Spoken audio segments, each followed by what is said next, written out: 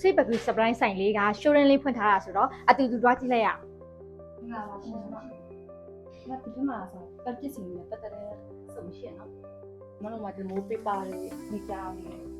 ဒါပန်းစီခွက်တွေအစုံရှယ် ။အော်ဒီမှာဒါမျိုးတွေလည်းရှိရလားအမမသိဘူးပဲ အစုံရှိရမှာဟိုတော့ပုံစံလေးရောပန်းအခုကတော့ stock ကတော့နည်းနေရပါတော့နောက်ခါကျရင်ကားဝင်ခါကျရင်ပတ်ပစ္စည်းရအစုံရှိဒီထက်ပိုပြီးတော့ကားအစုံဆိုင်စုံနေရှင်ပုတ်ဖက်အတန်းလေးမှာလည်းအယုတ်လေးရှိရမှာ ။အော်ရှိရလား တတိလို့ရမှာ နော်။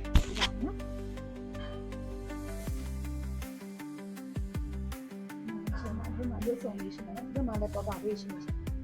အာဒီစနေနေ့လေးဒါလေးကလာပြီးလေးရှိ။ဒါတော့အာဂတာရုပ်ဆောင်လေး။ဒါလေးကတော့အပန်ကြာကြီးမျိုးစုံလေး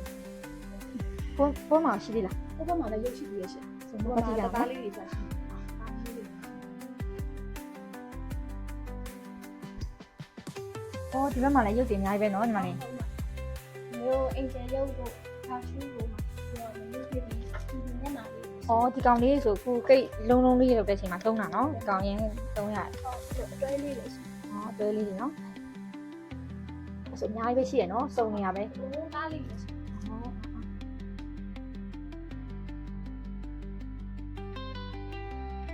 စီပကူကြီး surprise ဆိုင်ကညီမလေးတွေကအရန်ကိုသဘောကောင်းပြီးတော့ဖော်ရွှင်နဲ့ဆက်ရှိရှိနဲ့ရှင်းပြပေးသွားပါတယ်ရှင်။ဒါကြောင့်မလို့စီပကူကြီး surprise ဆိုင်လေးမှာလာရောက်ဝယ်ယူအားပေးဖို့ဖိတ်ခေါ်ပါတယ်ရှင်။